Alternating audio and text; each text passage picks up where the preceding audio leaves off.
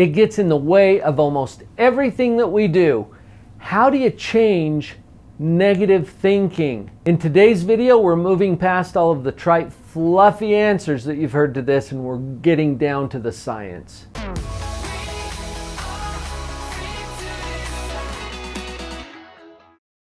I am so happy you figured out that it's even a choice. For you to come to this video and ask the question, how do you change negative thinking, implies something.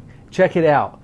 You understand that it can be changed. That's huge, because most people don't even realize that. They don't see it as a choice. We're starting with something that I call meta-cognition. You've heard me mention it if you've been here on the channel very long. Meta-cognition is thinking about thinking. That's a higher level. Notice that you can do this.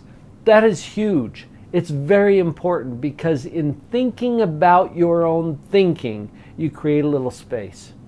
And in that space is where choice exists. Until we see it as a choice, it's not. Negative thinking gets in our way all of the time. Notice that you're doing it, and that will put you on the path to changing it. Here's a little exercise that you can do to enhance your ability to engage in that metacognition. Take a moment to just clear your mind. I know, that's easier said than done, because it's pretty noisy in there.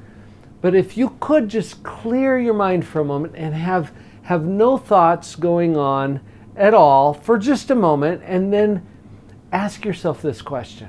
I wonder what thought I'll have next. And then just notice what happens.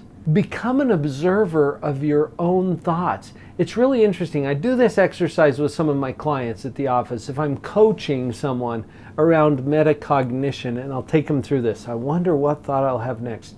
And the first time you try that, it's like, oh, that was weird.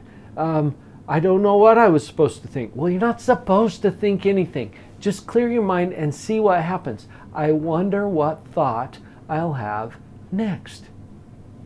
And then watch and see what happens. The interesting thing that most of my clients notice is that there's a brief period here. Sometimes it's brief, sometimes it's a little longer, where it's quiet in there. It's quiet in there. What? Because usually it's really noisy in there. All of these negative thoughts or all of these stressful things that I keep thinking of. Well, when you take the time to observe your thinking, you'll find that there's a little bit of peace in there naturally. And then you wait around for that next thought to come. That's a powerful exercise. Just try it a few times and see what happens. This brings up a really interesting issue. Do you have to think what you've been thinking? Wow, when you start to observe your thoughts, this question becomes relevant. And before you think about your thinking, you're just rolling with whatever you're thinking. And either your thoughts will drive you or you will drive your thoughts. Let's get on the driving end of that thing so that we can actually impact what kind of thoughts we're going to have. So that question, do I have to keep thinking these negative things? Interesting question. And until you ask that question, you're going to continue rolling with whatever you're used to. This is because of a concept that I call neural pathways. Neural pathways are like your brain's autopilot, cruise control. And you'll continue to do whatever you've practiced unless you make an intentional choice to do something else. And that's where we're going next. There are actually two important processes that will help to put you in control over your thinking more than you have been in the past, and get rid of the negative thinking, replace it with positive thinking. And there's two levels where we do this: evaluation and creation. Think of it as judgment and prediction. Your thoughts are constantly judging your circumstances. Just notice it, okay? You don't have to turn it off. I don't think you really can. But notice that you judge yourself, your family, your spouse, your coworkers, your circumstances, your finances. You're constantly judging. You're judging me. It's all right. I'm judging you. We can't turn it off. It's part of what our mind does. Just notice that it's happening. Now that judgment can be either positive or negative. Here's a trick question for you. How you doing? All right, now I said it was a trick question, but notice that you have an answer to that. Are you doing well? Are you doing poorly? How are you going to judge how you're doing? I called that a trick question because whatever you decide about how you're doing is a judgment. And notice this, it could always be better, right? And when you compare how you're doing to something better, how do you feel about how you're doing? Pretty bad. On the other hand, if you compare how you're doing to something worse, then how do you feel about how you're doing? Well, feel pretty good about it compared to something worse. Just notice that you're doing it. And I'm not here to tell you how to think. I don't have that kind of authority.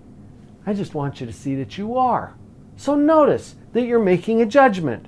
You with me? Do you have to judge it negatively? Do you have to judge it positively? No, that's up to you. That's where your choice is. You don't always get to decide what it is. Okay, have you noticed some things just happen? But you always get to decide or choose how you judge it compared to something better or compared to something worse. Just notice it. Positive judgment brings about positive energy, and we're going to need that for the next step. I told you that there's two phases to this: evaluation and creation, or judgment and prediction. So the next part of our thinking that we're going to rid of negativity is prediction. Do you know what's going to happen? How are you doing next week? You don't know. You've got something to do with it. Please don't forget that.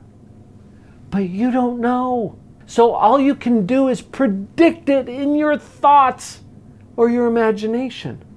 How do you feel when you predict or expect or anticipate that what's coming for you is worse than what you've already got? That, my friends, is anxiety. There's like 3 decades of clinical experience in a nutshell. Anxiety is when we imagine or predict that what's coming is worse than what we've already got. It creates some feelings. Just notice that. How do you feel when you imagine, because you don't know, or predict or expect that what's coming is even better than what you've already got? How do you feel? That is hope. We set ourselves up for prediction by how we judge where we are in the first place. So positivity is all about choosing how we are doing those two processes: judgment and prediction, evaluation and creation.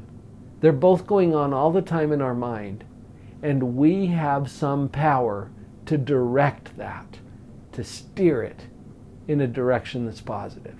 We all want to be more positive. I think it's important to understand what negative thinking does to our brain. Watch that video next. I think it's going to be very eye-opening. And if you're ready to move forward with more of your positive thinking, spend more time on the Positive Personal Development playlist right here on the channel. We've got you covered. Her head was down, face locked onto the phone. And I wished I'd had a number so I could be